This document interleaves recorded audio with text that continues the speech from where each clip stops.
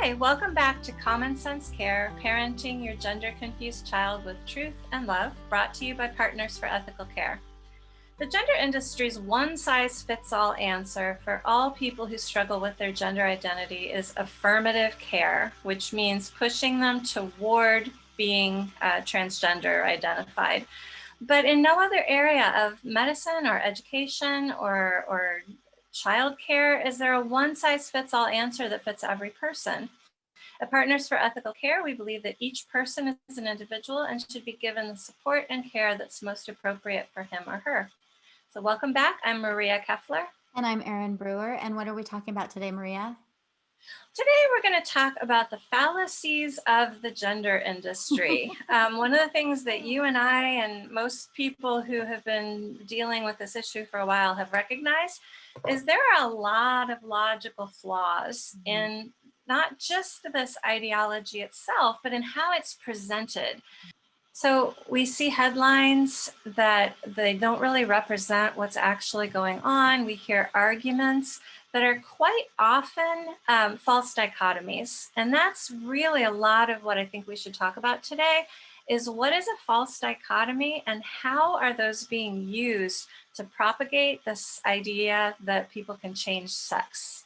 Well, and I think one of the reasons it's important to talk about this is so that people can kind of name what's happening, because so often I hear from parents and the public who are like, somebody said this to me, and I guess it makes sense. I just don't feel okay about it. And if people can start to deconstruct the logical fallacies that are happening, the way in which they're being manipulated, then I think it's easier to understand why it is that you feel uncomfortable with what they're saying, but to also address it and to show, hey, wait a minute, they're saying trans women are women. Let's really look at that and break it down and see if it's actually true, because they're requiring us to accept this proposition, but they haven't really, I guess they kind of beg the question. They haven't shown us how it's true. They're just saying it is true because it's true, which is one of those logical fallacies. And you probably know a lot more about this than I do. I know that logic is one of those things that I wish I had studied, but these are well-known techniques that people study and people use to manipulate other people because they work. So why don't you talk a little bit about the different logical fallacies that you've seen? Well, again, the primary one that I keep seeing used over and over and over again is false dichotomy.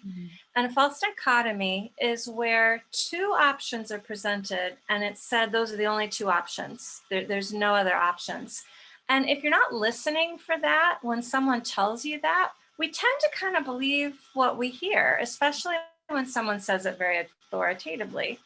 And I remember I was talking with this trans rights activist in my community. We were at a school board meeting, and we were talking about the bathroom issue in that, he was pushing for self-identified, you could use whichever bathroom you identify with. This has been a long ongoing issue.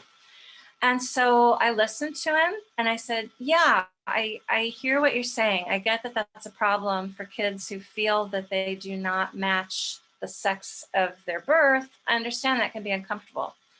And I said, my fear is that boys who are not transgender identified, who are just normal boys, may use that self-identification rule or policy to go into the bathroom and peek at girls, be a peeping Tom at girls. And this transgender activist replied to me, you think trans people shouldn't exist. Oh, wow. And at the time, that just caught me so off guard. I was still fairly new at this. And I was just like, I didn't know what to say to that because first of all, it was a non sequitur. It didn't follow. It had absolutely nothing to do with what I just said. Yeah. But over the last few years, I've been hearing this more and more, where if I say, hey, I have a concern about this part of this transgender ideology, they'll come back with, well, you just think trans people shouldn't exist. Right. That's a false dichotomy. Yeah. The whole bathroom issue, you will often see articles that will say anti-trans bill prevents kids from using the bathroom. Not true. No, that's a false dichotomy. What they're saying is either trans kids, trans identified kids get to use the bathroom they want, or they don't get to use the bathroom at all. Right. That's not true. The third option is that they're asked to use the bathroom that corresponds to their sex identity. Or they're offered, a gender neutral facility or a teacher's Mhm. facility. There are lots of solutions. Yeah. The one that I hear that I think is the most dangerous is you can either have a trans child or a dead child. Mm. And I hear that over and over and over again. It's being used to push parents into medically transitioning. It's being used to push legislators into accepting that this is the appropriate treatment. And it's completely false. And we know it's false. I'm here as an example that it's false. I was a trans kid. I didn't transition. I'm not dead. And the thing is about those kinds of false dichotomies is all it takes is one example to show that it's not true to break Mhm. down the argument. We Yeah. have so many examples where that's not true. And so it's concerning to me that they keep pushing it. And I think it's because people kind of hear that and go, oh, okay. They don't know how to break it apart. And so I think one of the things that I really urge parents to do is to listen really carefully to the kind of arguments that your children are making, to the kinds of arguments the activists are making, and really deconstruct them. Because if you can understand how they're flawed, then it's going to be a lot easier for you to argue um, with other people, not necessarily even argue, but advocate for alternatives. Because you can say, well, you don't have to say, well, I don't want a dead child. You can say, well, actually, there's other alternatives to that. There's other things besides having a dead child, and you can offer them. And that's a lot more effective than just being emotionally blackmailed by this false dichotomy. Mhm. Yeah, that do you want a dead son or a live daughter? Or do you want a dead daughter or a live son? That's a great example of a false dichotomy. But that's also an example of an emotional plea. Yeah. They're playing on parents' emotions Mhm. to get them to do what the therapist, what the gender industry wants done, which is to put a kid on a path of medicalization. Right. And I think that's a really great strategy. Just start asking questions when you're dealing with someone who may be hostile to your point of view. Mhm. A less aggressive way of dealing with it is just asking questions about it. Like, are those the only two options? Mhm. And that's funny because I know somebody, and if you start giving counter examples, then it breaks Mhm. down their argument. Yeah, As soon as yeah. you can say, well, I know somebody who had a different trajectory than that, or I know this situation where they handled it with a third option or a fourth option or a fifth option, then it really breaks down their arguments quickly. Yeah. Another place that we're seeing the false dichotomies is with the sports issue of letting people play sports according to their gender identity as opposed to according to their biological sex. And we see this in headlines all the time, and it drives me crazy. Anti-trans bill prevents trans women from playing sports. Right. No, it doesn't. The Mm. false dichotomy is either trans women get to play sports with women or they don't get to play sports with women at all. Or I'm sorry, they don't get to play sports at all. Right. No, they are supposed to play sports with men because Right. trans women are biological men. Yeah. And the other place that I see that in relation to sports, which I'm seeing more and more as bills are being passed to protect women's sports, is um, we can either allow transgender athletes to play, or we're going to have to check their genitals. Do you really want people checking their genitals? That's what's going to happen. We're going to have all these children are going to have their genitals inspected. Do we want that? And I hear, this is what I'm hearing now, and I'm like, no. No, there are other options. We don't have to go around inspecting children's genitals. And so this is, they're really good. The people who are doing this, they're very smart. They're very good at figuring out arguments and they're, like you said, they tend to be emotionally laden arguments that really hit people. Because of course, when I hear examining children's genitals, I'm like, ugh, I don't want to do that. And if I think that's the only option, boy, I'm going to be against this. But that's not the only option. And so we have to keep pushing reality. Yeah, we had that same argument. I think so many of these arguments are just coming down from whatever the top of the gender industry is, because you keep hearing the same Yeah. things said everywhere. And in my school district a couple years ago, we're pushing back on transgender policies that put children and women at risk. And those were the two things that my organization kept focusing on, was parents' rights and kids' protections. And that was all we talked about. And I had this woman in our district who is part of the Gender Identity Allies group, who started saying Maria Keffler is obsessed with children's genitals. Right. And I just like, I kind of had to laugh about that. I'm like, you're the one that's transing two of your kids. Yeah. Like, I'm just talking about parents' rights and kids' protections. Yeah. Well, and that's an interesting one because I hear that a lot, that people who don't support trans rights are just worried about genitals. And yet they're the ones who are seemingly to talk about genitals all the time. They're talking Yeah. about penises and girl dicks. And I mean, they're very explicitly talking about genitals. And so, and again, it's a way of framing an argument in a way that is gaslighting, so that people, Mhm. oftentimes it makes sense. When you first hear it, you're like, yeah, it kind of intuitively makes sense or emotionally makes sense until you start deconstructing the argument. And you're like, no, we're not. Well, and that's This is that, not that about we children's genitals. not at all. And we know that that's a technique that abusers use. That's Right. called projection, Mhm. where the abuser tells you that you're the one who's doing the thing that he or she is doing. Right. So, yeah, Maria Keffler is obsessed with children's genitals. No, actually, you guys are, and you're projecting that on me. We've talked about this a little bit before. I didn't intend to get here today, but about DARVO, DARVO, which Mhm. is an abuser acronym. It's deny, attack, and reverse victim, and oppressor. Which is, gosh, oh, when I heard that, the first time I heard that, I was like, wow, I'd never heard that term before. And it just totally made sense because I keep thinking, how is it that people are feeling so sorry for these trans activists when they have so much money, so much power, so much influence? They're clearly not oppressed. I don't understand. They're the ones that are bullying us. And then somebody explained Darvo to me, and I was like, this is a Yeah, they technique. deny it. No, we don't have money. Mhm, No, we don't have power. They deny all that. Then they attack. mhm. You're a turf. You're a hater. You're a bigot. You're a phobe. And then they reverse victim and oppressor. Yeah. We are not the oppressors. We are the victims. You're the one oppressing us because you won't let us into your bathrooms.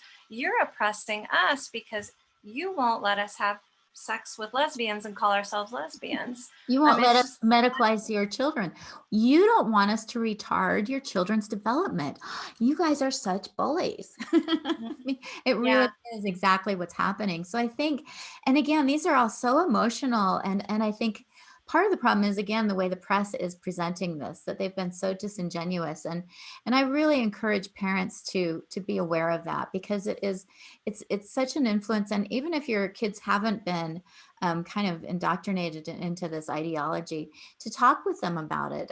This is something that my parents used to do all the time with my brother and I. They very much liked arguments, and I'm not sure that I would encourage arguments, but one thing that they would do is they would have us watch TV and then deconstruct the commercials about how come they were wrong, or Wow. to read a headline. Like at the dinner table, maybe my stepfather or my mother would read a headline, Mhm. and my brother and I would have to like basically compete to see who could deconstruct it better. And this is just something they enjoyed doing because that's just, that was how they got their entertainment, I guess. But it taught me some really good skills, and it got me, I'm so critical as a result of it, maybe too critical, but I very quickly can hone in and see, like, wait a minute, where is that coming from? Which is probably why when I got the Equality Utah letter talking about conversion therapy, I think most people would have read through it and been like, yeah, of course we want to ban this kind of horrible therapy on children. But, I was in my deconstruct mode, and I'm like, conversion therapy, what's that? Wait, what are Right. they saying? What are they doing? And that was how I first got involved in this, is because I realized they were trying to block the very therapy that helped me as a kid. And I'm thankful that I have those skills. Otherwise, I might be donating to Equality Utah right now to help them fight conversion therapy, which is exactly what they want. Right, right. Well, I think that's really one of the most important things you can do. And I love that you brought up that example of what your parents used to do with you guys, because one of the very most basic things you can do when you're deconstructing something, I think, is to ask, what are the definitions here? Yeah. What do these words mean? Because the And are they trans, agreed upon?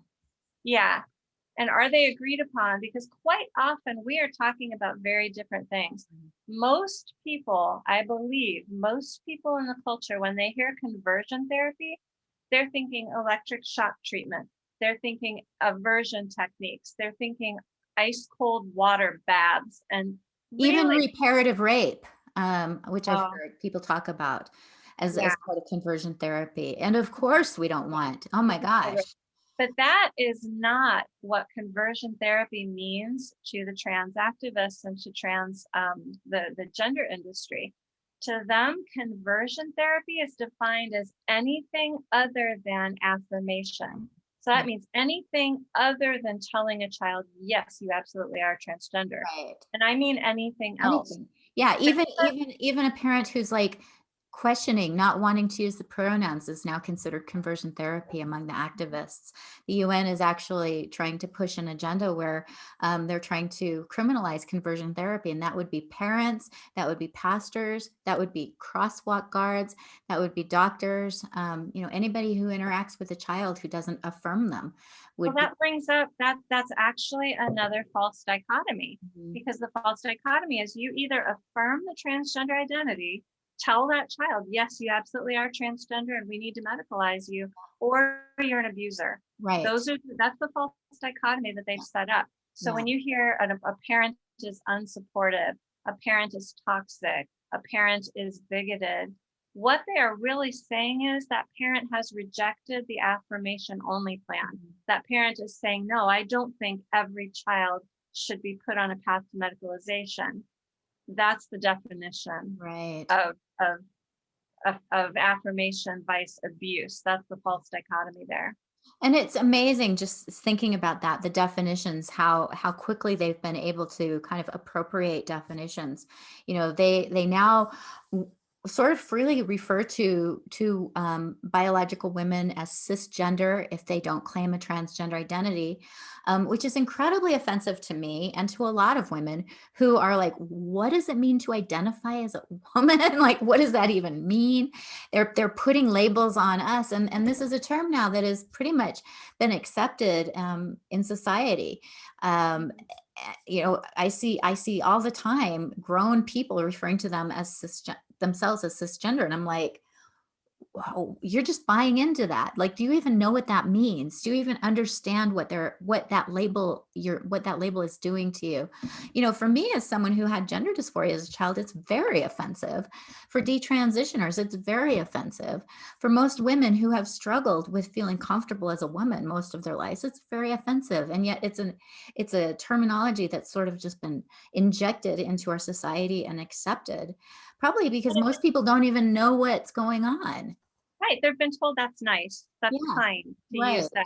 But what an interesting, I hadn't thought about this until you were talking about it. What an interesting sort of false dichotomy that actually breaks down the transgender ideology logic, because, oh, you're either transgender or you're cisgender.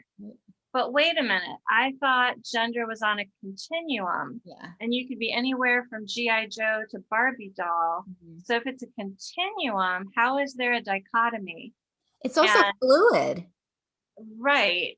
So And so what does it even mean to be, yeah, where is the line between transgender and cisgender? right. If I sort of sometimes don't feel like a woman, am I cisgender? And can I be fluid between being transgender and cisgender?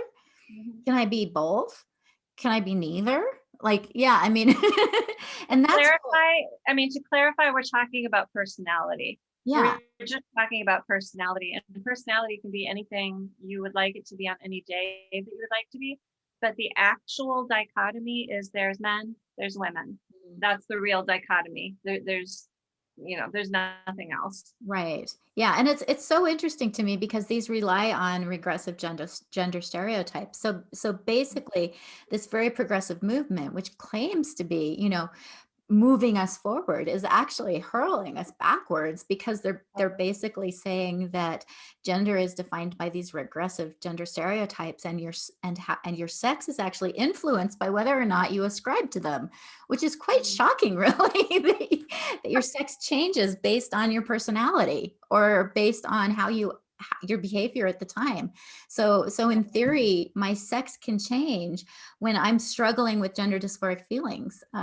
It's pretty nonsensical when you break it down. So when I got a flat tire, I didn't get a flat tire. I got a low tire light on my car while I was out driving. And I'm not an auto kind of person at all, but I was like, I'm on my own. My husband's at work. I got to take care of this. I went to the gas station and I got the air and I filled up my own tire, and I was feeling really butch. Oh, Like, you must have been in male was mode. I a man that day? Was I a man that day? No, I was a woman. I was a woman the whole time I was doing that. I Yeah. can fill my car tires with air, and I'm still 100% a woman while I'm doing it. Right. Yeah. And that's where it's incredibly frustrating. And I think, this whole ideology is based on a house of cards. There isn't really a firm foundation to it. None of it makes sense. And so they have to keep responding with these logical fallacies, because there really isn't a foundation upon which they can build this. And so in some ways it's almost seems like you can just like blow on it and it's all going to fall over. In people who are thinking rationally, that's how it feels. But when you're kind of in it, and that's something that this is where it's important to remember that this moves into sort of a belief system. It's not based on logic.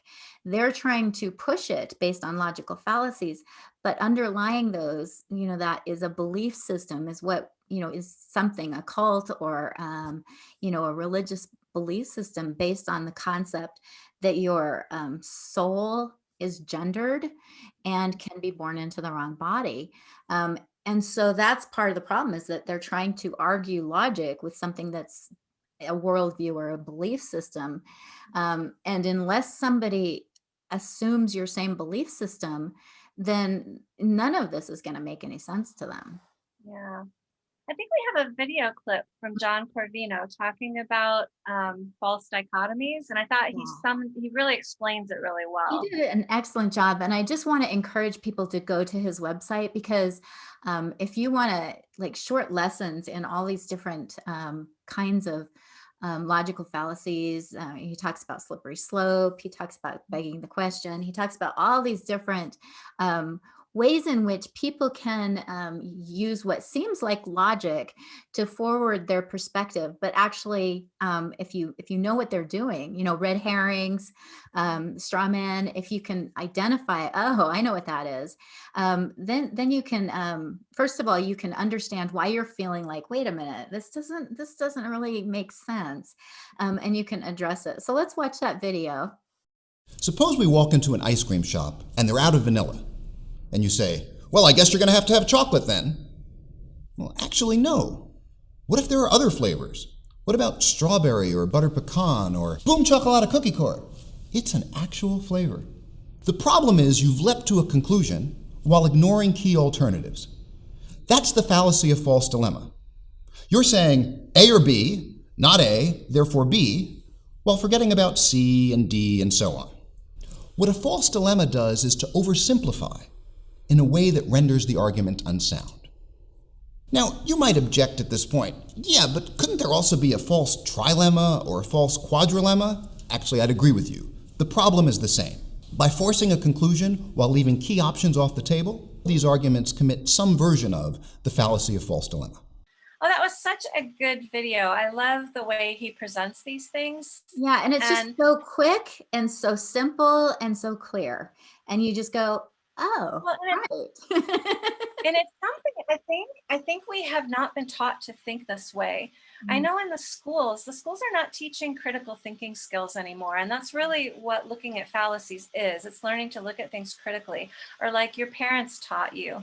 Listen to something, look at something, take apart what it really means, what it's really trying to say. And we just haven't been taught that, and kids haven't been taught that.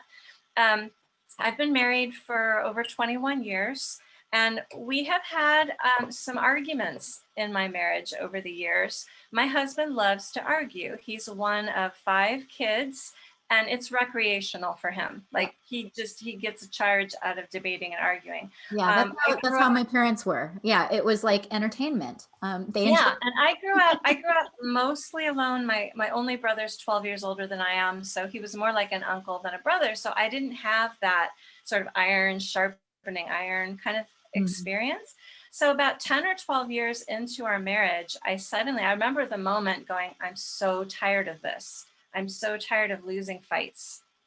If he wants to fight, I'm going to learn how to fight. And I think I actually got Logic for Dummies or Argument for Dummies or something like that. And I started learning how to argue because I'd be having an argument with him and he would back me into a corner, and I'd have that feeling like, I know something's wrong with this. I know this is not a good argument, but I didn't know how to take it apart. And just in time over practicing, and I don't want to make my husband sound like a bully. He's not a bully. He just loves debating. Ah, But as I've practiced and as I've learned how to think critically, how to think on my feet, how to ask those questions, I can hold my own much better. And the debates are actually a little bit more fun now than they used to be. I right. don't think I'll ever consider arguing recreational, but there is a skill to being able to do it. And I think it's a skill we all need to have. I do too. And the other thing that that kind of engagement does is that you have to be listening to someone in order to identify, you know, where the flaws in their arguments are.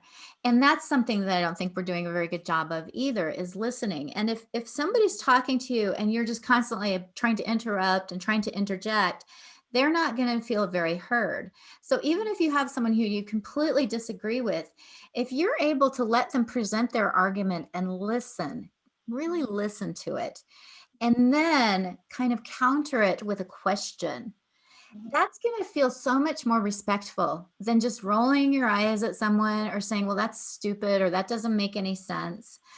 And so in a way, it's a way to engage with the opposition in a way that might actually help them come aligned, because first of all, it's really hard to call someone names when you know that they've been listening to you. It's, you know, you still can, but if that happens, it's really clear that the other person is the one who's on the offensive. Um, Yeah. and so I think that is, you know, respectfully listening is something that this kind of engagement can really produce. Mhm. Yeah. Well, we have one question that this actually came out of a seminar that I was not present at, but a friend of mine was present. And she talked about, the seminar was about transgender ideology. The presenter was talking about all of the logic and illogic involved with it. But she said during the Q&A time after, it was a lot of young people. I think it was a lot of high school and college students. And my friend said the question that she kept hearing from all these people present, these kids, was, how do we address this topic with friends and teachers? Where do we begin to get people to think critically about this?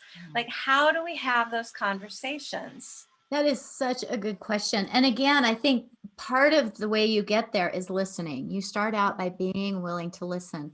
And there's actually a book by Peter Boghossian, and I can't remember the name of it, but he actually talks about, you know, how to engage with people.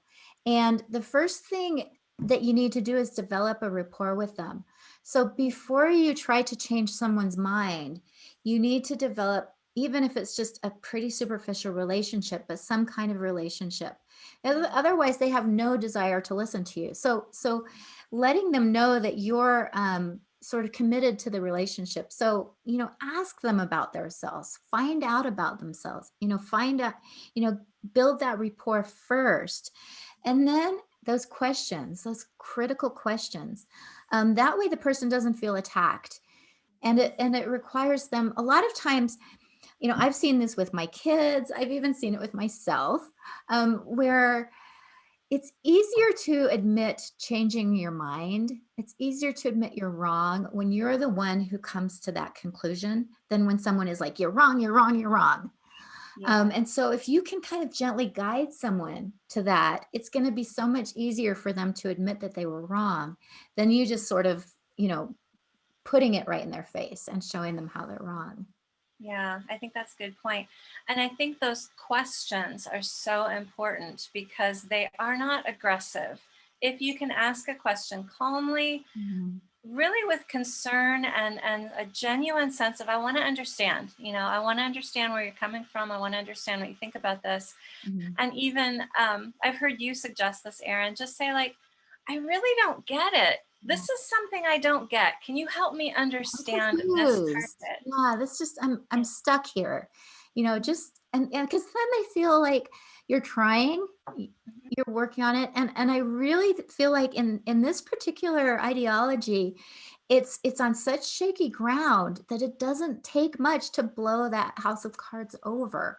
And so it's not like we have to aggressively, prove they're wrong. We just have to get them to the point where they start questioning, because once they do, it's like, oh, Yeah. all they have to do is start finding that one example where, A and B wasn't what happened. There's actually C, D, E, F, and G. And as detransitioners are starting to speak out, as the medical evidence is mounting about the dangers of medicalization, it's so easy to find those counterexamples now. All you have to do is say, so have you heard about the Cura Bell case? That's a way to open it up. And if they haven't, then that gives you an opportunity to say, well, it's interesting. In this case, the High Court actually found there wasn't evidence to support these interventions and that they're experimental. Isn't that interesting? And again, that's not confrontational.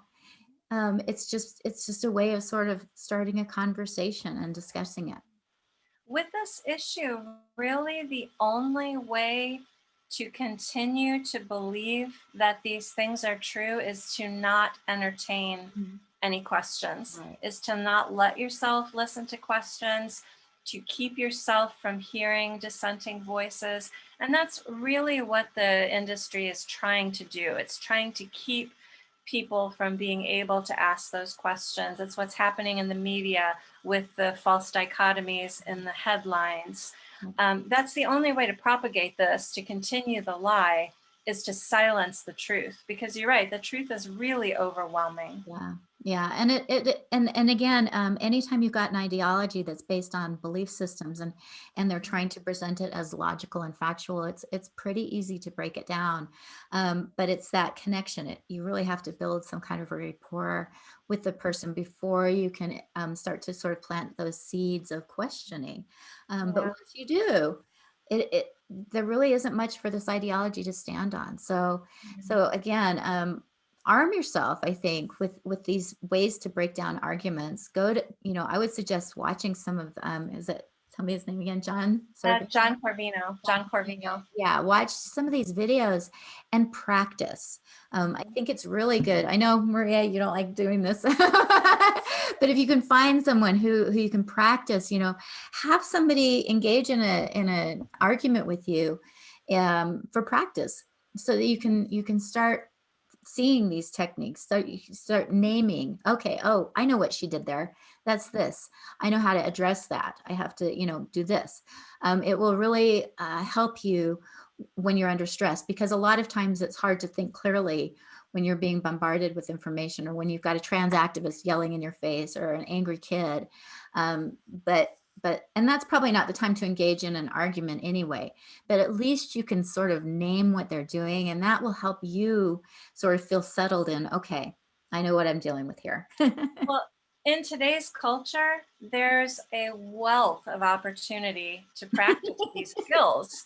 Get on Facebook, read 2 or 3 posts, and ask yourself, what are the definitions here? where's that person coming from? Am I seeing some false dichotomies? Am I seeing some straw men? Am I seeing some ad hominem? Yeah. When you start researching these and start learning them, you watch a few John Corvino videos and then go to Facebook, go to Instagram, go to, You see it everywhere.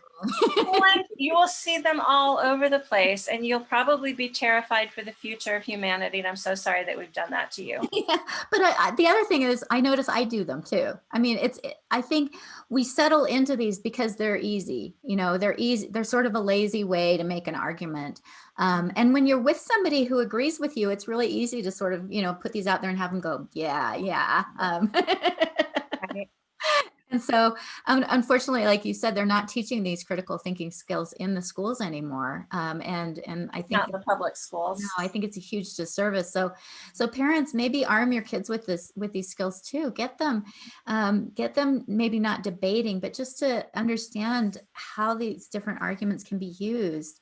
A lot of kids, I think, once they learn about this, they're like, ooh. Yeah, it's a great book, and we should put it in the resources. There's a great book called The Fallacy Detective. Mm-hmm. It's for kids, but it's great for anybody who wants to learn about these. It's a very small book, just sort of a handbook. I think it's got like 38 short lessons, 2-3 pages each, on identifying logical fallacies and combating them. 2 of my kids have had that assigned to them in some of their homeschool programs. And I think it's a really great resource for starting to think critically. So The Fallacy Detective. Okay, we'll include that in the resources below. Great. And what are we talking about next week? Next week, we're going to talk about why parents affirm. And this might seem like a throwaway, like, oh, why are we spending a whole episode talking about that? But the more we talk to parents, the more we learn what they're suffering, what they're dealing with. Honestly, it's actually easier in the short term to affirm than it is to not. Yeah, and there's a lot of reasons when dealing with teenagers. Yeah. And we'll address sort of some of the people who are advocating in this, who are starting to affirm children who are really young and why they might be doing it as well. There's lots of different motivations. So I think that'll be an interesting topic next week. Yep, I'm looking forward to it. Well, thanks so much, Erin. It's always good to talk to you. It's good to talk to you, Maria. Thank you. See you next time. Bye. We are not doctors or therapists. We are not giving medical or psychiatric advice, and we offer no guarantee of outcomes. We simply want to talk about how to support and love kids using long understood best practices from the fields of psychology, education, and child development.